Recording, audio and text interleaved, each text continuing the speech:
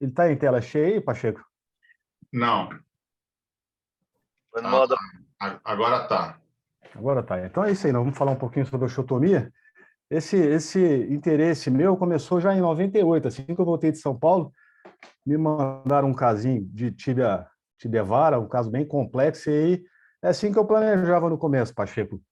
Fazia o molde da radiografia, ia cortando isso, e foi essa primeira bomba que eu enfrentei aí, a batalha, e isso que me despertou o interesse em osteotomias mesmo, e depois, para frente, só estudo e desenvolver as coisas. Essa é a paciente aí já com 15 anos de evolução, mostrando que realmente a osteotomia tem um papel muito importante na cirurgia de joelho. Mas essa história, se a gente for na literatura, isso começou no século XIX ainda. Esse é um cirurgião polonês, o Mikulicz, e ele fez a tese de doutoramento dele com um estudo de 59 cadáveres. Ele secou esses cadáveres e descreveu os ângulos, todos os eixos, o eixo mecânico, que inclusive recebe o nome dele, de Mikulicz.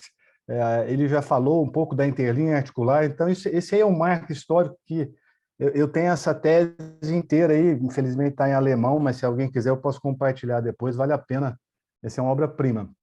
A gente é muito apego a esse trabalho aí do Fujisawa, e ele foi usado por muito tempo, e ele mostrava esse ponto de correção aí para o lado lateral, uma hipercorreção com mais ou menos 67,5%, e a gente acabou conhecendo isso como 62,5% por causa desse trabalho da frente aqui, que é do Noyes, do Dugdale. Ele empiricamente escolheu um valor entre 62, eles achavam que realmente aquele valor lá de 67,5 do Fujisawa era exagerado, e realmente, se a gente observar essas radiografias do trabalho do Fujisawa, a gente vê muitos casos com hipercorreção, com a tíbia com deformidade em valgo pós-operatória, e sempre levando muito para o lado lateral.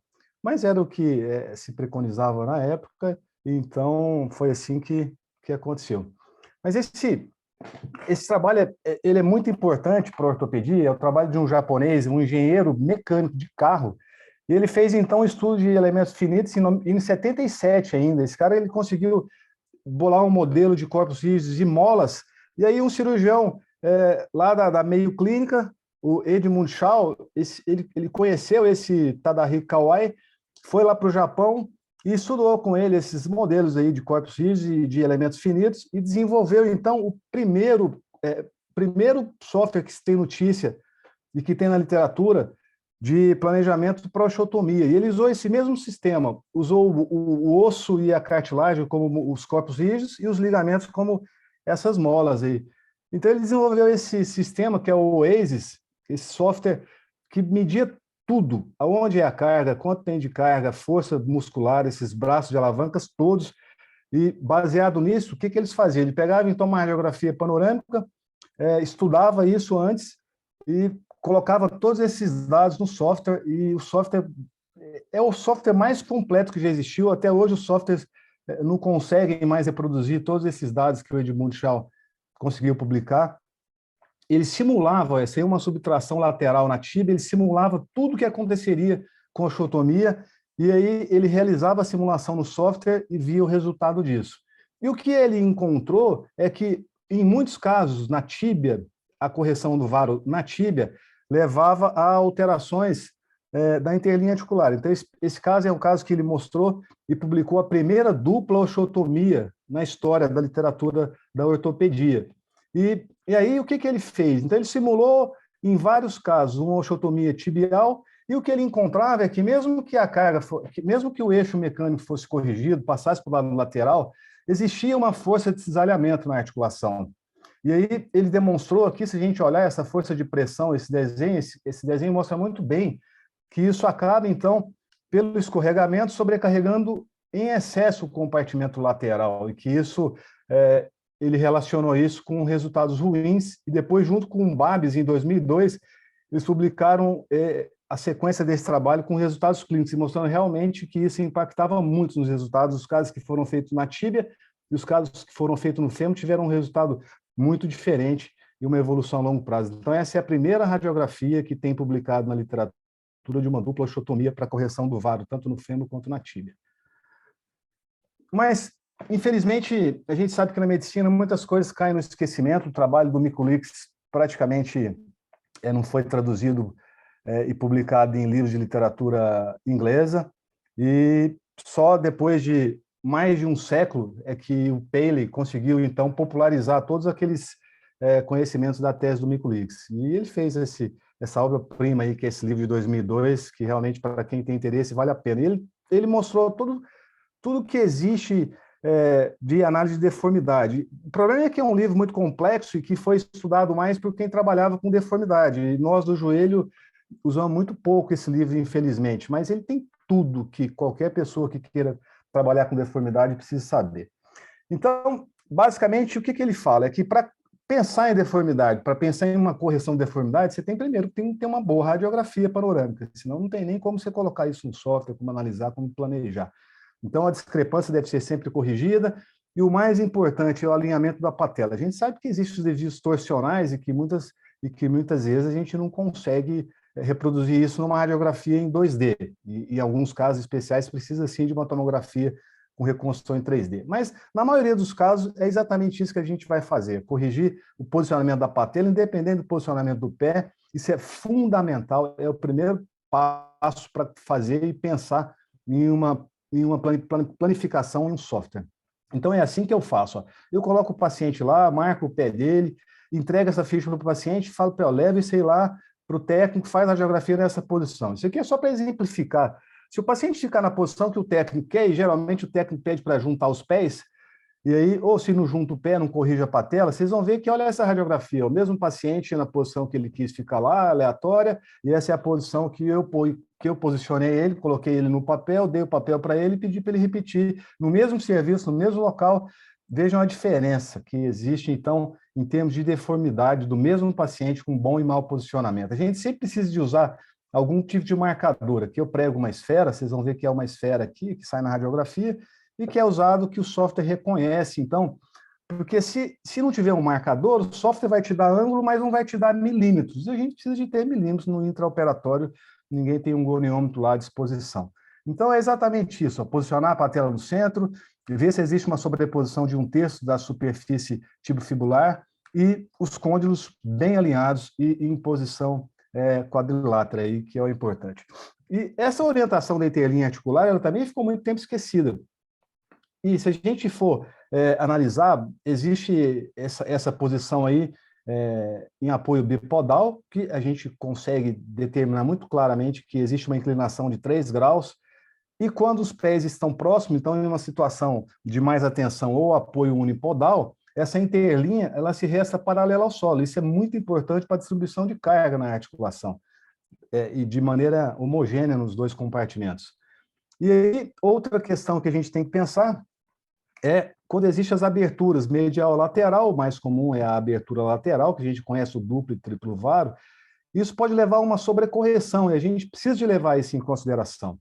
Então, a gente traça as superfícies articulares e vê o ângulo que forma ali. Esse colega aqui é o Christian Clay, ele desenvolveu uma fórmula. Existia uma fórmula muito complexa de trigonometria que foi feita pelo Noyes e pelo Dugdale, e aí ele conseguiu simplificar isso de maneira matemática também, e ele criou isso aí, que então uma fórmula, para quem tem uma abertura lateral ou medial maior do que 2 graus, ele desenvolveu essa formulazinha, você diminui de 2 e divide por 2. Então, você tem uma correção, uma abertura de 5, você subtrai 2, você tem 3, e divide por 2, você tem 1,5, você vai descontar 1,5 da sua correção.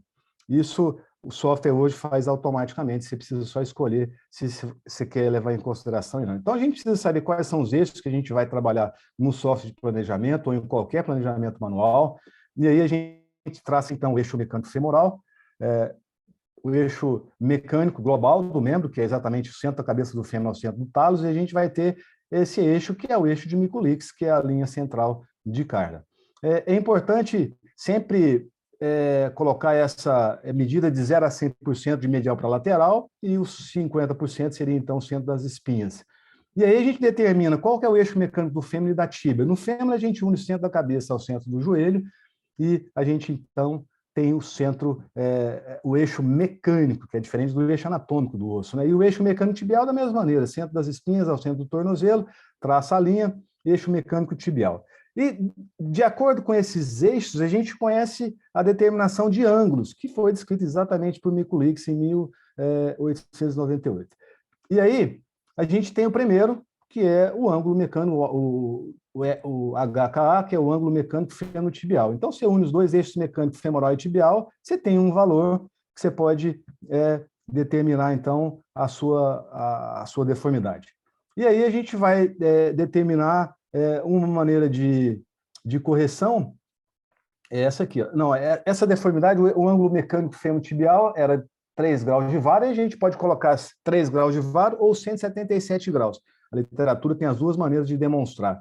E a mesma maneira para o valgo, a gente mede isso com os eixos mecânicos e a gente determina isso em um valor, agora um valor positivo, que passa de 180 graus, aqui 187, mas a gente pode falar também que é uma deformidade de 7,5 graus de valgo, da mesma maneira que acontece no valgo. E a gente não pode esquecer o plano sagital, e o software ajuda muito também no plano sagital. A gente vai ver um casinho aí que tem como planejar, inclusive, a correção do slope tibial. Então, a gente mede o slope tibial, a altura patelar, e, sabendo de todas essas informações, a gente precisa definir o local da deformidade. A gente faz isso em todos os casos, mesmo que seja um planejamento manual. E existe, então, os padrões que já foram determinados por Mikulicz, e esse primeiro é o ângulo femoral distal lateral. É um ângulo mecânico, que leva em consideração mecânica, do lado lateral, e ele tem um valor médio de 87 graus, com uma variação de mais ou menos 2.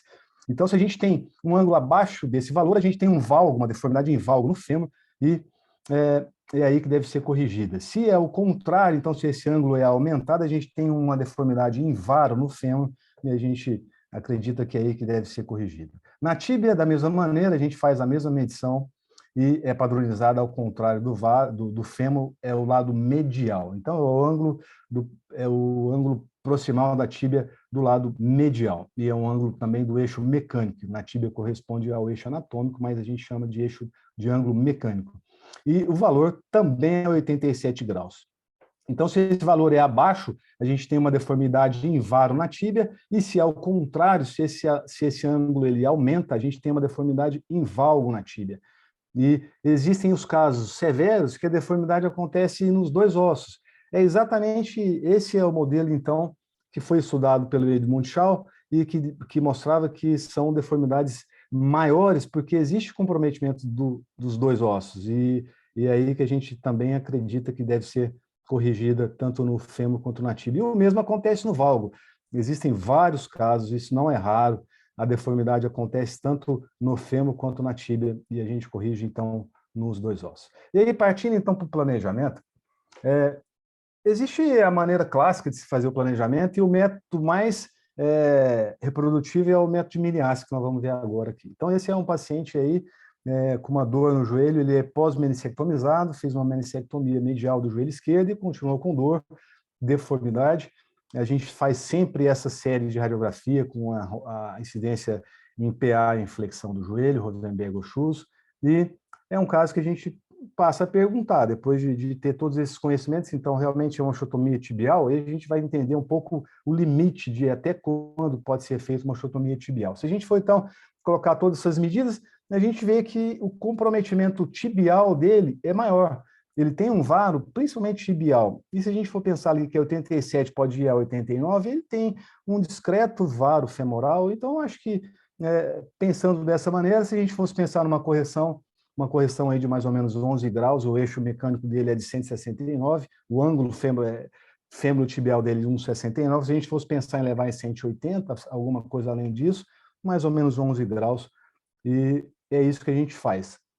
Independente do valor que você quer corrigir, você traça uma linha do centro da cabeça do fêmur até o ponto no joelho para onde você quer levar a carga, aí você usa aquela escala de 0 a 100, e aí você pode levar para a posição que você acredita que é. Não existe na literatura ainda, infelizmente, um consenso do ponto ideal para que se leve essa carga. O ponto de Fujisal de 67,5% é um ponto aparentemente exagerado, e os trabalhos têm mostrado isso. O ponto de Noy de 62%, hoje também os trabalhos mais recentes e os grupos que trabalham mais com estudos biomecânicos têm mostrado que também é aparentemente exagerado, e existe uma tendência a aproximar de 55% para a maioria dos casos. Claro que para uns casos de osteotomia de exceção, que são os casos muito avançados, você pode pensar num paciente muito jovem, realmente ir um pouco além de 55%, mas existe uma tendência de aproximar desse número, de 55%. E aí a gente vai determinar para onde essa carga vai. E o próximo passo, então, daquele ponto que a gente traçou, aqui embaixo, onde termina a linha, a gente faz um ângulo unindo o centro da rotação, o ponto de rotação, então, aquele local da rotação, até o centro do tornozelo, que seria a linha de Mikulicz que ele tem hoje. Então, a gente une esses 3 pontos e a gente tem aí um ângulo, que é exatamente o ângulo de correção que a gente quer. E, baseado nisso,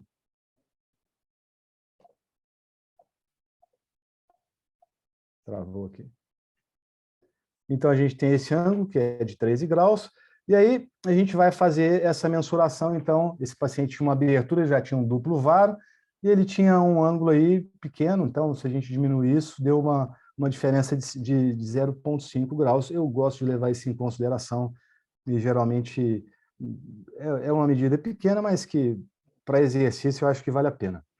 Então, é exatamente isso que a gente faz. A gente pega aquele valor angular, transfere para esse local que a gente escolhe a correção e mensura isso em milímetros, e é o que você vai abrir na sua osteotomia. Exatamente isso aí. E é exatamente isso que a gente planeja, e aí tem possibilidade de simular, então, uma correção. E é importante simular essa correção, seja em qualquer tipo de software, mesmo que seja um software manual. Esse, por exemplo, é o Detroit Bone Setter, de um ortopedista, do Raul Vadia. Ele é muito amigo do Kifu, e ele que apresentou esse software, é um software gratuito. Eu acho que vale a pena todo mundo, principalmente que ensina, porque ele não faz o planejamento automático. Você tem que colocar os pontos, você põe as marcações, e aí ele pede para você simular a osteotomia. Então, você acaba aprendendo e ensinando com esse software, e é muito interessante. E aí você simula a correção. Depois de simular a correção, então, o que a gente precisa de começar a fazer é medir o ângulo depois da correção, que é exatamente o que Edmund Shaw fez naquele trabalho dele.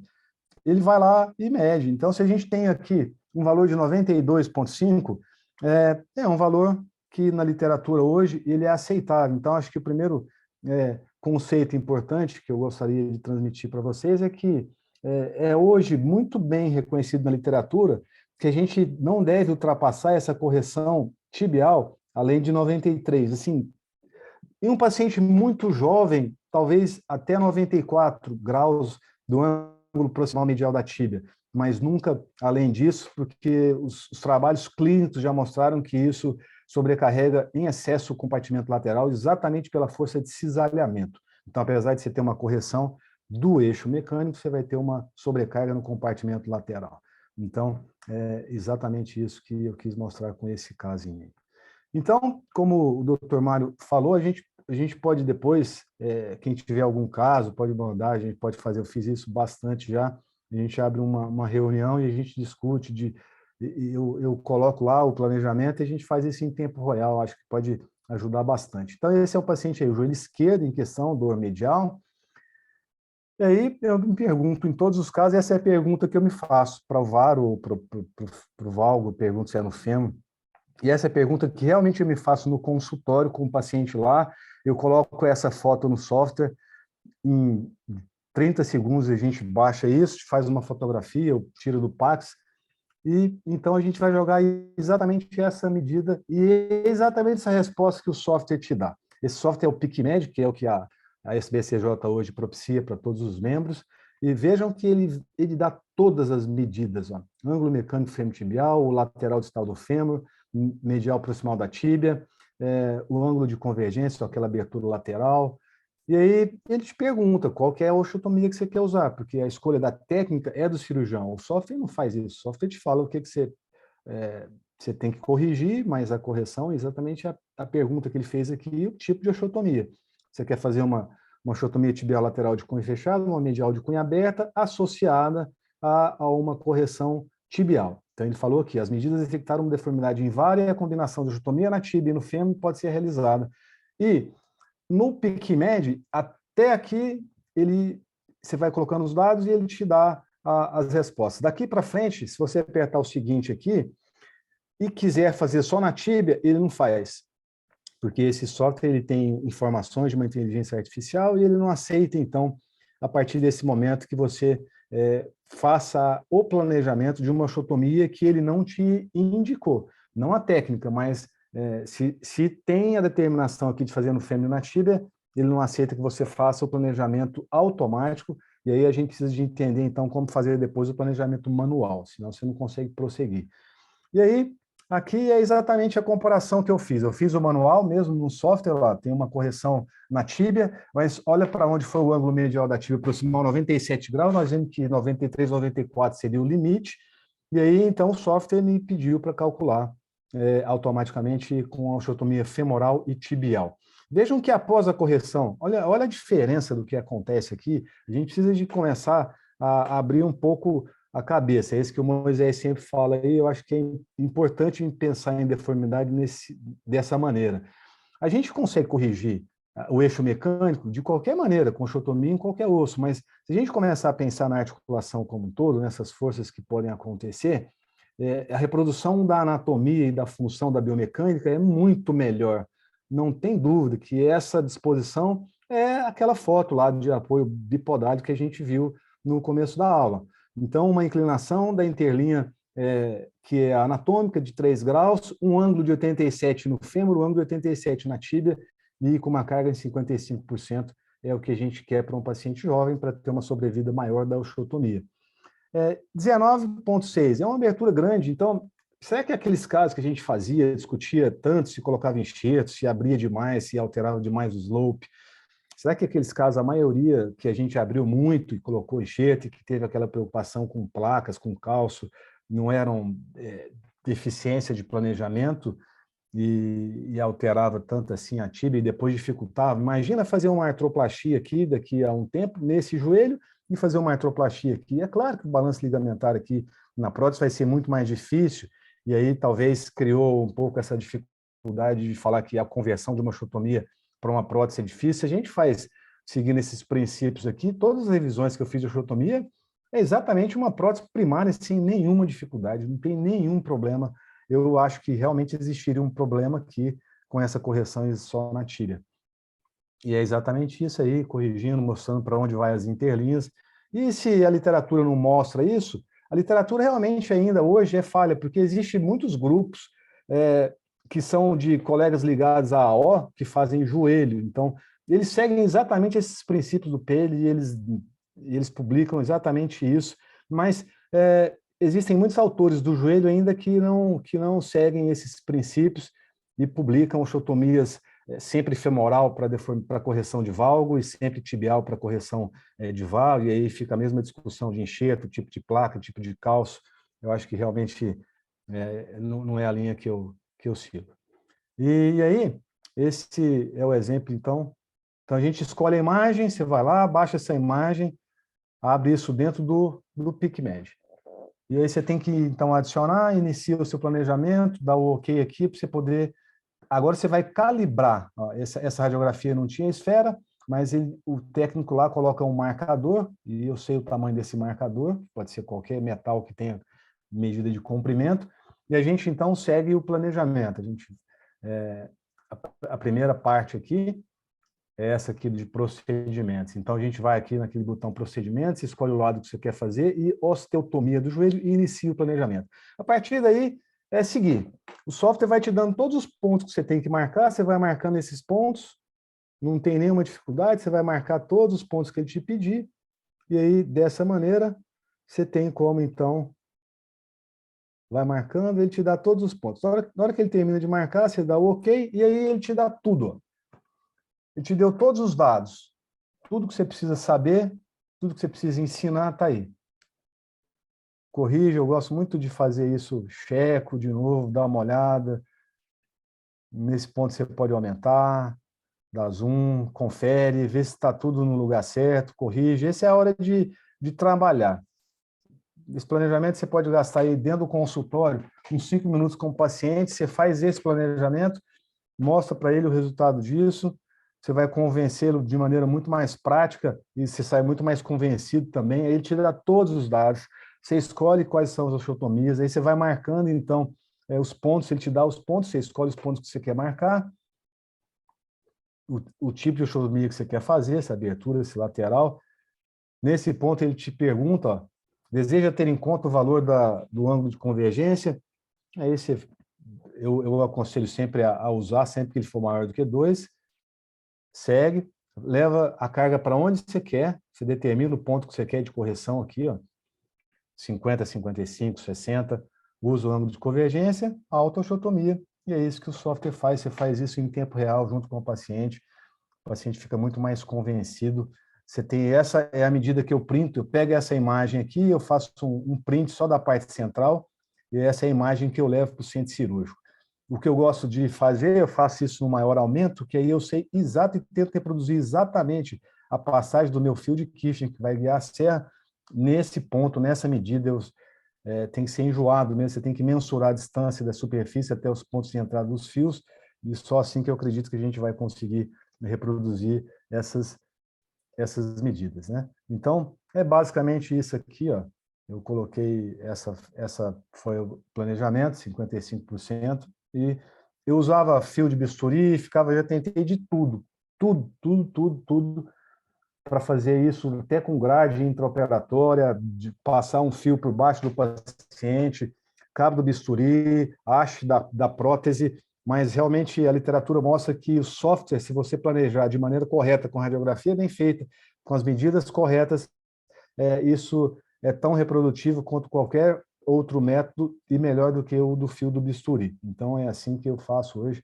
E aqui é só mostrando de novo, só para vocês pegarem, vá marcando aqueles pontos, tudo que for mostrado, ele te dá tudo, ele te dá a resposta do que você precisa, ele te mostra tudo que você faz. Eu acho que vale a pena usar o software, você escolhe se você quer usar ou não, para onde você quer levar a carga, e aí ele faz o restante do trabalho. Isso é muito rápido. Hoje eu não gasto tempo, planejo isso em 2 minutos com o paciente na minha frente, é muito rápido, eu acho que vale a pena. Inclusive, dentro do software, você pode até guardar os seus registros. É muito interessante isso. E você pode usar isso também no plano sagital, né? Esse é um paciente com uma lesão do LCA, aí ele tem um slope acentuadíssimo, então, em alguns casos, você pode querer fazer isso na primária, não é a ideia aqui, mas ele tinha 18 graus de slope tibial, isso é raro, né? Provavelmente ele teve alguma alteração fisária aí.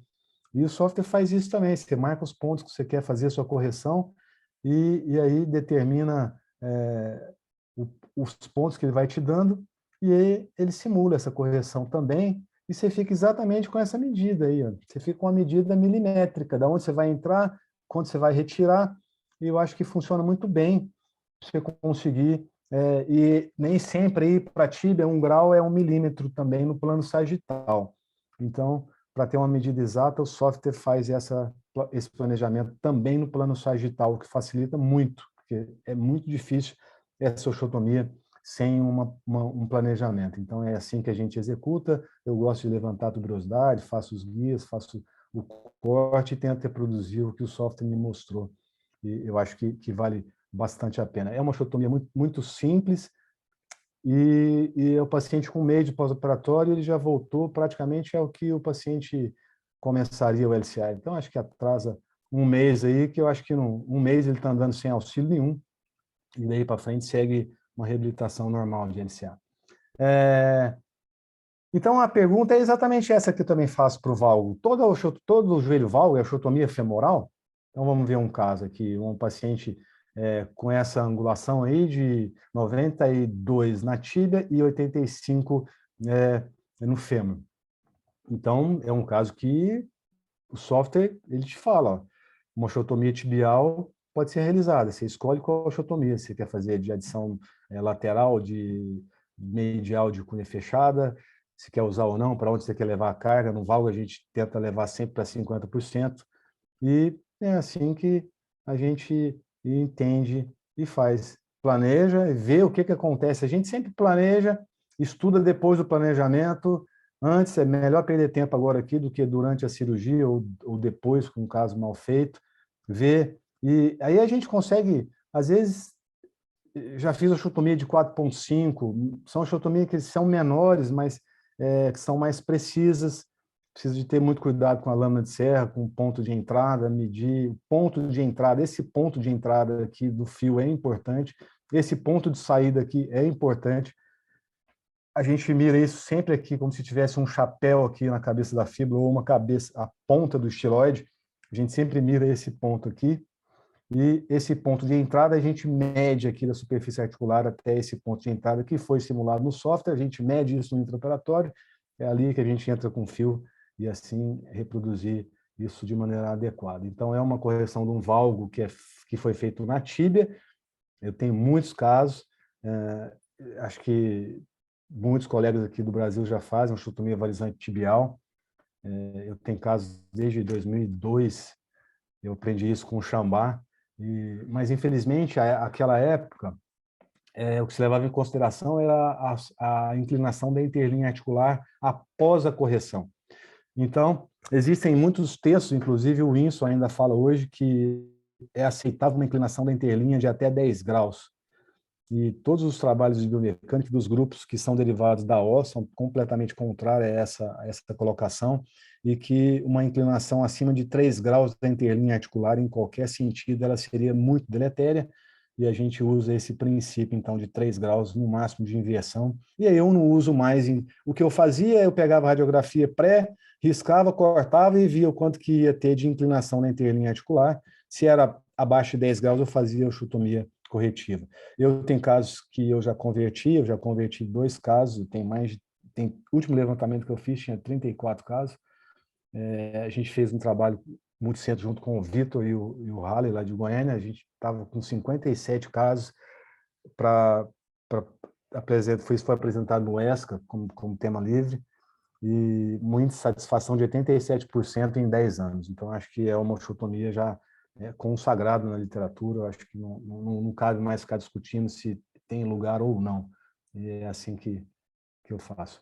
E a outra questão eu já tinha feito é exatamente a mesma, só que para o VAR, sempre na tíbia. Será que a gente precisa de continuar pensando dessa maneira? Esse é um caso que um colega me mandou lá de Santa Catarina, ele já me deu permissão para mostrar esse caso, então por isso que ele está aqui na aula. O software falou exatamente aí o que você tem que fazer. Você tem que fazer uma osteotomia femoral. E aí, no fêmur, a gente escolhe sempre o VAR, a osteotomia de subtração lateral, né, para você ter um contato mais firme, a osteotomia muito mais segura, com fechamento para correção do ovário femoral. E essa, então, seria a simulação do software, e é o que eu teria escolhido. Mas ele fez na tíbia, e ele me mandou esse caso, e ele queria que eu discutisse, às vezes até operasse com ele, porque esse paciente tinha muita queixa, e a queixa do paciente, ela não era mais só dor, o paciente tinha a sensação de que era instável o joelho, mas um joelho que foi tratar de dor e pós-meniscectomia e com sinal de instabilidade. Então, eu falei, você tem que reverter essa osteotomia e fazer no local certo. Isso não foi feito ainda, mas seria a possibilidade de correção aí. Mas o que eu queria chamar a atenção para esse caso é que, se a gente corrige isso, veja que está tudo muito bem corrigido, né? Ele jogou a carga lá para onde ele queria, ele falou que ele queria jogar para o ponto de nós, ali de 62,5%, e era o planejamento dele, só que ele inclinou muito a interlinha articular e levou o ângulo proximal da tíbia para quase 97. Então, provavelmente era por isso que o paciente queixa tanto desconforto desse joelho. E ele continuou com a deformidade no fêmur dele de 92, então ele continua, hoje ele tem um varo femoral e um valgo tibial. Então você criou um valgo na tíbia dele, deformidade que ele não tinha. Então a osteotomia tibial ela é para corrigir o varo tibial e não para pegar uma tíbia normal que tinha um valor normal e jogar isso, que era 86,5, e jogar isso para um valor de 97. Então a gente precisa ficar atento a isso. E mesmo que ele quisesse corrigir um pouquinho menos, né? Isso aqui é mostrando, então, a diferença da interlinha. Mas mesmo se ele quisesse corrigir um pouquinho menos, ele ficaria ainda com alguma inclinação da interlinha, mas já seria aceitável, né? Então, também pensar no ponto de correção é importante. Vejam que eu simulei para ele aqui, se ele tivesse levado para 55%, você ia ficar com um ângulo proximal da tíbia de 93,6. Aceitável. Então, o ponto de correção exagerado também tem que ser levado em consideração e tem que ser repensado. Eu acho que nesse valor aí, eu também tenho muitas osteotomias que os pacientes vão bem. Então, lógico que não são todos, é muito mais difícil. Acho que, primeiro, você tem que dominar muito bem as osteotomias da tíbia, depois partir para as osteotomias do fêmur, depois partir para as duplas osteotomias. Isso não é tão... Mostrar isso na figura aqui é mais simples do que na vida real. Não é essa a mensagem que eu quero passar. Então, isso aí mostrando que a correção no ponto certo, que eu simulei no fêmur, vocês veem claramente que uma interlinha ela saiu de uma posição invertida e veio para uma posição anatômica. E acreditar nisso é importante. E esse caso é um outro caso, se a gente pode pensar ainda, bom, isso aqui é uma deformidade do fêmur, 92,5 e 88 na tíbia. Normal na tíbia, osteotomia tibial, sempre a mesma pergunta. Então, eu simulei e o software me mostrou que não, essa correção tem que ser feita no fêmur, né? E aí que eu fiz. Eu gosto muito de passar esse fio de proteção aqui na cortical oposta, mensura a distância que eu vou entrar, faço a cunha de ressecção sempre com o auxílio dos fios, corta isso de maneira muito cuidadosa, sempre tentando evitar a fratura da cortical lateral. Esse fio ajuda bastante a não fraturar, e se fraturar, ele evita o desvio da fratura da cortical. Eu acho que vale muito a pena usar. E, em alguns casos, esse caso, eu percebi que, mesmo com todo esse cuidado, teve a fratura da cortical lateral, ou da cortical oposta, no caso a medial, e aí sim eu coloquei esse parafuso ali, que ajuda muito para que isso não deforme pós-operatoriamente. E aí, esses são os aspectos da osteotomia de fêmur, de ressecção lateral. Esse não é só para aproveitar, porque isso para quem vai fazer dupla osteotomia, isso é muito importante, saber fazer osteotomia valgizante do fêmur. Então, sempre mensura isso antes, passa o fio no lugar que você quer e faz eu acho que a osteotomia dupla, biplanar, ela facilita muito a manutenção do alinhamento no plano sagital. Se você fizer isso com uma osteotomia monoplanar, isso fica muito mais instável, a área de contato é menor, a chance de retardo de consolidação é maior. Então, a osteotomia biplanar, 2/3 aqui posterior, 1/3 inclinado, sem descolar nada aqui na frente. O acesso aqui não tem nada descolado, não tem nada despirostizado. É muito importante, a gente não pode esquecer que o fecho passa logo aqui atrás, 1 centímetro da cortical posterior. Então, eu descolo e meto o dedão aí, não tem, vou até a cortical oposta, passo o dedo várias vezes, coloco o roma, coloco o descola periósteo. Não se preocupem em perder tempo com essa exposição subperiosteal posterior a qualquer osteotomia que seja realizada. Então, dessa maneira aí, ela é biplanar, então a gente tem que completar o corte da biplanar na parte anterior. O corte do plano coronal oblíquo, ele tem que ser completado. E aí, sem fazer estresse, em qualquer tipo de osteotomia de subtração, a gente nunca deve fazer estresse no sentido oposto. Então, nesse caso, eu não faço estresse em valgo. Eu coloco isso aqui no peito do colega que está auxiliando, e aí ele vai fazendo a compressão, eu vou checando aqui, até que isso feche. Então, um fechamento exatamente com compressão axial, para que a gente consiga uma compressão e uma fratura por impacção aqui na cortical oposta, até que isso seja corrigido. E é dessa maneira que a gente sempre tenta fazer nessa subtração lateral. E é o que foi feito. Esse é um caso que foi feita uma dupla osteotomia, então, sempre aquele mesmo conceito. Esse assunto da dupla osteotomia é para manutenção da interlinha articular e evitar a força de cisalhamento. Isso é repetido, mas vale a pena. E esse é um paciente... Bom, aí todo mundo me pergunta, mas você fica fazendo dupla osteotomia, isso... o paciente vai demorar, você vai atrasar o pós-operatório. Esse paciente com 2 meses de pós-operatório, 2 meses de pós-operatório de osteotomia de subtração lateral e adição medial. Então, foi o dia que nós retiramos a muleta, e ele está andando sem carga, ele está andando com 2 meses, andando muito bem, né? Sem muita dificuldade. Ele já vinha com carga proprioceptiva, com carga as muletas, desde o dia do 15º pós-operatório para a dupla osteotomia. Então, eu acho que isso não atrasa muito, não. E a mesma coisa pode acontecer para o valgo. Esse paciente lá do CRE, ele já chegou lá no ambulatório com um lado corrigido, o lado direito corrigido em outro serviço, ele veio corrigir o lado esquerdo. Então, vejam o que foi feito no lado direito, uma osteotomia de subtração medial, um bom alinhamento, 170, corrigiu bem, né? Eu acho que não tem grandes problemas. A gente percebe que tem também alguma alteração rotacional, talvez isso dificulte um pouco o entendimento dessa deformidade. E aí, eu joguei isso no software e ele me deu ali, então, nessa época, eu sempre faço o planejamento manual, falo, vamos ver como é que vai ficar do outro jeito, então. O software já me dá a resposta, então, que eu tenho que fazer uma dupla osteotomia. Ele detectou uma deformidade em valgo no fêmur e na tíbia e fala para eu fazer uma dupla osteotomia. Mas como a gente está numa situação de ensino lá, eu falo para vamos fazer aqui uma simulação, vamos ver como é que isso vai ficar, vamos tentar, vamos ver no fêmur aqui como é que vai ficar. E vejam no fêmur como que inverteu a interlinha articular, uma abertura de 24, com certeza enxerto, sem carga muito tempo, risco de pseudartrose, não consolidação e uma inversão da interlinha articular. E aí eu fiz o planejamento automático que ele pede, com uma dupla osteotomia, e é exatamente isso que a gente escolheu e fez. Esse caso aqui foi feito ainda quando a gente fazia mais a adição lateral. Hoje eu faço com maior frequência a subtração medial. Esse é um outro caso do mesmo serviço lá, mostrando também a mesma coisa. A gente fazia, essa osteotomia era subtração, adição lateral no fêmur e subtração medial na tíbia.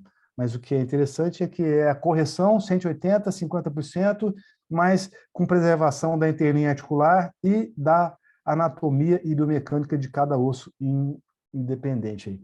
Então, esse é aquele paciente que eu mostrei. E aí, também nem todos os casos são para dupla osteotomia, né? Esse aí é um caso que é uma osteotomia exatamente femoral. Esse caso que eu quero... Não, acho que esse não é da Jenny. Esse é um caso também que foi feito... O software te dá a resposta ali e a gente segue os passos. Sempre a mesma coisa, segue os passos. Olha que os valores são pequenos, né? Mas depois que você começa a fazer isso no software, começa a fazer dupla osteotomia, tem muitas osteotomias que eu fiz de 5 milímetros em cima, 5 milímetros embaixo, consolidação muito mais rápida, preservação de estoque ósseo, a manutenção da anatomia óssea, isso não dificulta em nada a prótese ou qualquer outro procedimento posterior. E é assim que eu faço hoje, subtração medial no fêmur e na tíbia. E isso, como o paciente tinha a perna muito mal alinhada, quando você faz a correção, a discrepância é mínima, então eu não levo muito isso em consideração, a não ser que já exista um encurtamento muito significativo. Eu gosto sempre que existe qualquer sinal ou uma correção que me dê dúvida, eu gosto de passar esse parafuso aqui na cortical oposta, eu acho que... E a outra questão, então, para a correção desse valgo, hoje eu uso muito mais a osteotomia valizante no fêmur com a cunha de subtração medial. O Dr. Moisés também gosta bastante dessa osteotomia, eu acho que é uma osteotomia muito estável, ela é muito anatômica, o cuidado realmente é o feixe que está ali na frente, tem que ter muito cuidado com isso. Então, esse é um caso que está aí demonstrado que a deformidade era femoral, a tíbia normal, e claro, a gente planeja uma correção no fêmur. Essa paciente, ela era mais ou menos magra, então assim não tinha assim, nenhuma obesidade e a gente consegue fazer com uma incisão um pouco menor. Paciente que tem um pouquinho mais de adiposo aí fica um pouco mais difícil, a gente aumenta essa incisão, mas é uma incisão pequena, a gente consegue fazer essa parte aqui só para fazer a osteotomia, descolar bem posterior, e a parte proximal você pode colocar até só com as cânulas de bloqueio. Então acho que isso não é um problema. E vejam, essa paciente andando com 30 dias. Eu acompanhei ela com as 2 muletas nos 30 dias, e com 30 dias, radiografia, fratura com osteotomia consolidada, carga sem muletas, com 1 mês de pós-operatório. Essa é uma outra paciente também, com 45 dias, mesma paciente um pouquinho mais de idade, ela tinha acabado de fazer também uma cirurgia de Arcus valgo, mas ela estava aí andando com 45 dias sem auxílio. Isso a gente não é um cenário que a gente não pensaria para uma osteotomia de abertura lateral no fêmur, né? E então é por isso que hoje essa é a minha osteotomia de escolha, é a osteotomia valizante femoral. Se a gente for pensar, é importante conhecer essa anatomia do lado medial. Então, a gente sempre faz essa osteotomia de maneira biplanar, assim como a subtração lateral para o vário. No valgo, a gente sempre faz a biplanar. Basicamente, é importante você determinar os pontos que você vai fazer a subtração. A gente usa os fios de Kirchner, como faz em qualquer outra osteotomia, e não tem muito segredo. A incisão padrão é essa daqui, mais ou menos uns 8 centímetros. Assim que você abre a face aqui, você dá de cara com o vasto medial. Então, você levanta gentilmente ali. Esses são os reparos que a gente usa. Aqui está a patela, aqui é a parte distal da tíbia, aqui é o epicôndrio medial. A gente não descola até a região do epicôndrio medial e não tem risco, então, de lesão do colateral medial. E a gente vai soltando ali devagar o vaso medial, um descolamento gentil. E esses 3 vasos, quem for seguir esses passos aí, vai encontrar, em todos os casos, eu encontrei esses 3 vasos em 100%. Isso já está publicado na literatura. Então, eu chamei isso aqui carinhosamente 3 Marias, eu encontro em todos os casos, e é exatamente, coincidentemente, esse é o ponto que eu faço a maioria da colocação dos fios, e é o ponto que dá um triângulo perfeito. E é isso aqui que eu chamo a atenção. Essa é a técnica que o Christian Clay descreveu. O Christian Clay trabalhou a vida inteira dele, foi a formação dele com o Lobenhofer. Ele visitou, ficou um tempo também com o Stobler. Então, acho que hoje ele é genial, ele é muito fora da curva. E acho que tudo que vocês puderem ler a respeito de osteotomia que ele publicar, vale a pena. Então, ele fez a osteotomia que o Lobenhofer fazia, ela era um pouco mais baixa, então ela era mais metafisária, só metafisária e quase epifisária nessa região. E o que acontecia, quando você faz uma osteotomia aqui, você tem uma largura aqui muito maior do que aqui, então você faz um degrau. E esse degrau, às vezes, fazia com que a cortical medial entrasse dentro e deformasse em varo depois. Então, era inclusive uma crítica, né? E aí, se a gente achar, o que ele fez? Ele achou um ponto aqui sempre que formaria na passagem do fio um ângulo de 90 graus proximal e distal, e aí depois desse ponto ele passa 2 fios, então teria aquele fio central aqui, depois ele passa 2 fios, tentando fazer com que esse triângulo formado pela passagem dos fios seja um triângulo isósceles. Você vai ficar com os 2 lados iguais, quando você retira, se tem 2 lados iguais, tac, você faz ali a justaposição das corticais, não tem mais aquele risco de formar aquele degrau, não fica com deformidade. E isso é muito interessante. Depois que eu comecei a usar essa técnica aí, não tive mais nenhum problema com esse step-off, com esse degrau aí. Isso facilita bastante. Então, em todos os casos, a gente consegue uma justaposição aqui, às vezes 1 milímetro, 2 milímetros de step-off, mas a maioria que eu procuro é isso aqui. Ter uma justaposição da cortical, isso dá uma estabilidade enorme para a osteotomia, porque é o contato cortical com cortical, não é a cortical com o osso metafisário. Então, vale a pena perder tempo na passagem dos fios. Eu gosto sempre de proteger, mais uma vez mostrando aqui, eu protejo em qualquer tipo de osteotomia que eu faço hoje, eu passo esse fio de Kirchner na cortical oposta e, em muitos casos, eu passo isso depois um parafuso para ajudar a estabilizar. Se a gente for olhar estudos de tomografia no pós-operatório, mostra que existem muitas fraturas da cortical oposta que não são diagnosticadas e que isso pode levar, então, à perda da correção. Depois está aí a colocação da plaquinha.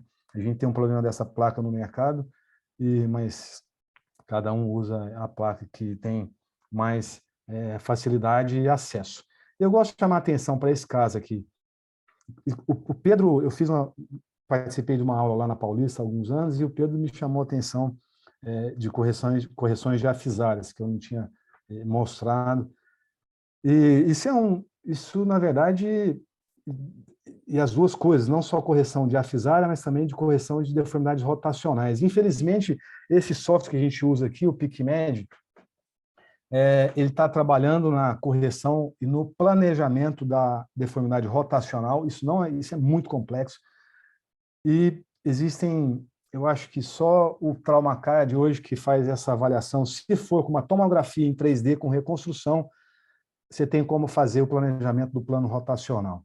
Dos que a gente tem disponível, a gente não consegue, e você teria que ter, então, uma tomografia em 3D com reconstrução. Então, é isso que eu chamo a atenção. Nem toda deformidade é deformidade no plano frontal. Vocês sabem, a gente vê isso no consultório, esse mau alinhamento miserável, e tem deformidade rotacional do fêmur e da tíbia. Se a gente alinhar o pé, está tudo rodado. Se a gente alinhar o joelho, o pé tem a rotação externa. Então, tem uma torção interna no fêmur e uma torção externa tibial. Se a gente suspeita disso, olha como que a radiografia parece estranha panorâmica. Não dá para colocar. Então, não tentem colocar e não coloquem uma radiografia dessa maneira num software.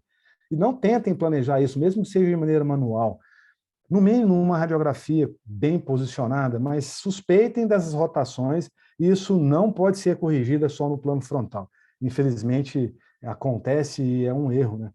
E a gente tem que medir isso. Se a gente tiver acesso à tomografia, e tem que ser essa tomografia de perfil torsional, fêmur proximal sobreposta ao fêmur distal, tíbia proximal sobreposta à tíbia distal. E aí você tem, então, um perfil de torção do membro inferior como um todo, e é só assim que você pode fazer, então, a correção de um caso tão complexo como esse.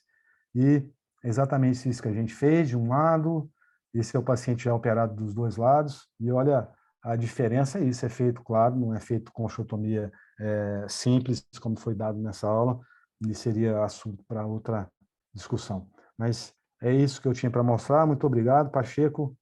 Obrigado a todo o grupo aí pelo convite.